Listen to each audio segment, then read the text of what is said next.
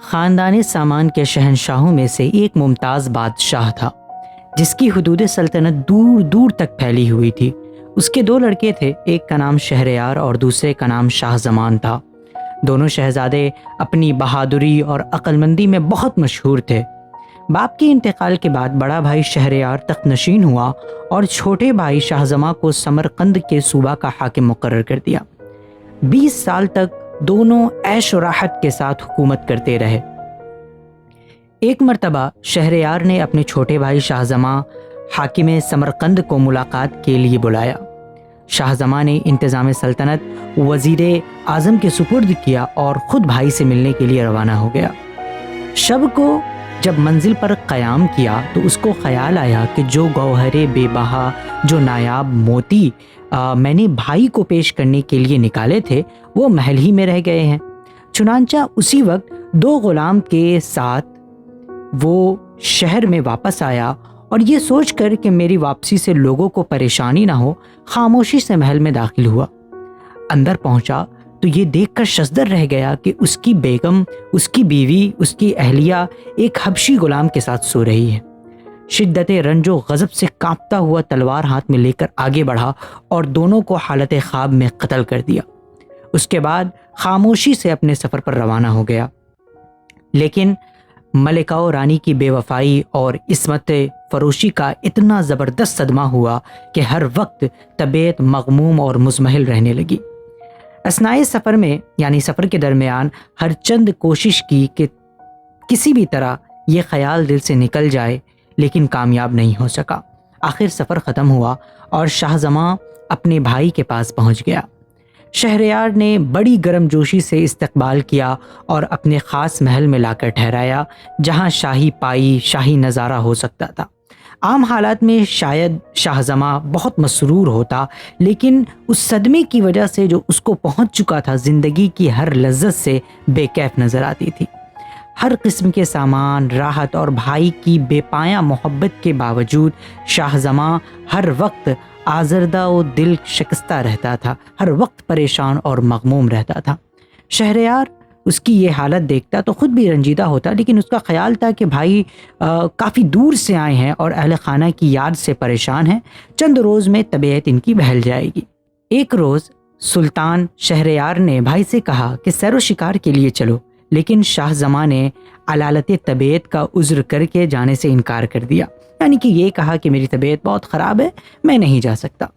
مجبوراً شہریار تنہا ہی شکار کھیلنے چلا گیا۔ شاہ زمان اپنے کمرے میں بیٹھا ہوا باغ کی سیر کر رہا تھا، لیکن دل پچھلے واقعات کی وجہ سے اب بھی پریشان تھا کہ سامنے سے زنانہ محل یعنی کہ جو لڑکیوں کے رہنے کی جگہ تھی، جو لڑکیوں کے رہنے کا محل تھا، اس کا دروازہ کھلا جو باغ کی جانب تھا، اور ملکہ شہریار یعنی کہ شہریار کی بیوی اپنے 20 ہم جلیسوں کے ساتھ، اپنی 20 ساتھیوں کے ساتھ اندر آئیں اور باغ کے اس حصہ میں چلی گئیں جو عام نظروں سے محفوظ تھا، یعنی کہ وہاں کسی اور عام نظر نہیں جا سکتی تھی، کسی اور کی نگاہ نہیں پڑ سکتی تھی۔ یہاں پہنچ کر ان خاصوں نے اپنے لباس اتار دیے، یعنی کہ سارے کے سارے 20 لوگوں نے جو ملکہ کے ساتھ داخل ہوئے تھے سب نے اپنے لباس اتار دیے۔ تو شاہ زمان نے دیکھا کہ وہ عورتیں نہیں بلکہ حبشی جوان ہیں۔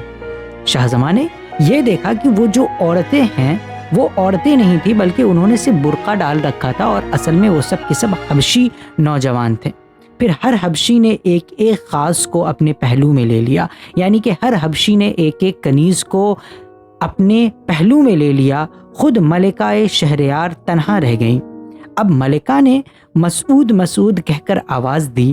تھوڑی دیر بعد ایک اور حبشی غلام آیا اور ملکہ سے اختلاط کرنے لگا، ملکہ کو پیار کرنے لگا۔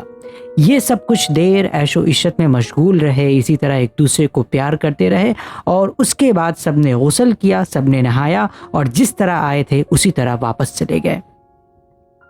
یہ واقعہ دیکھ کر شاہ زمان کو یقین ہو گیا کہ عورت کی فطرت ہی بے وفائی ہوتی ہے، اور غالباً ہر عورت اسی طرح اپنے شوہر سے خیانت کرتی ہے، اور دل کو سمجھایا کہ تو اپنی بیوی کی عصمت باختگی سے فضول رنجیدہ ہوتا ہے، یعنی کہ تو اپنی بیوی کی کارکردگی کی وجہ سے جو اس نے کیا ہے اس سے تو فالتو میں صرف اور صرف اپنے آپ کو مغموم کر رہا ہے۔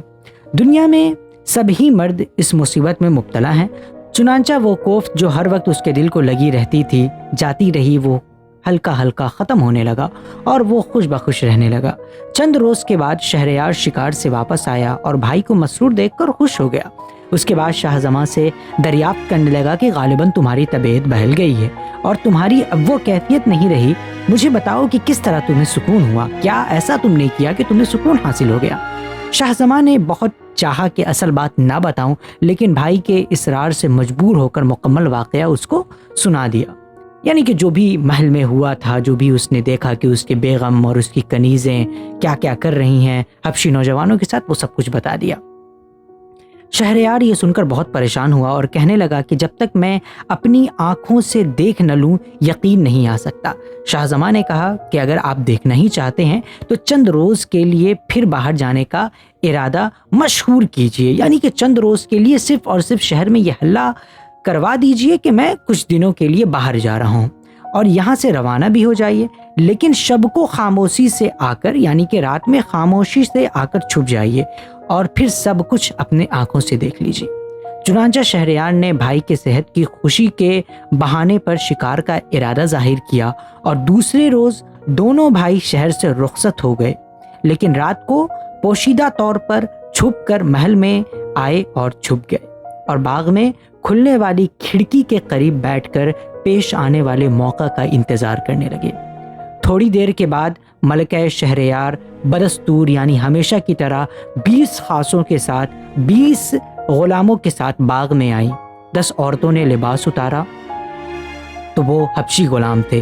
ایک ایک غلام ایک ایک خاص کو ساتھ لے کر خلوت میں چلا گیا اور ملکہ نے مسعود کو پہلے کی طرح آواز دے کر بلایا اور اس کے پہلو میں بیٹھ کر پیار کرنے لگی۔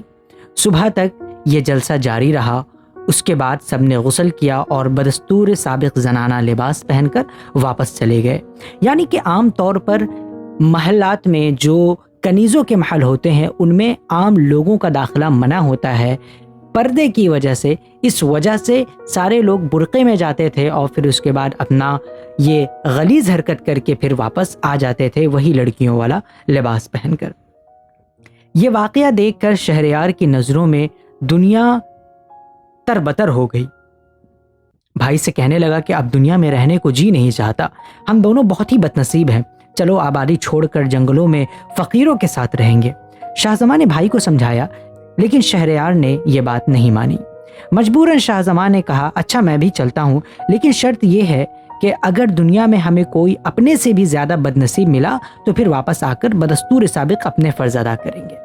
شہریار نے یہ شرط منظور کر لی اور شب کی تاریکی میں دونوں بھائی جنگل کی طرف روانہ ہو گئے۔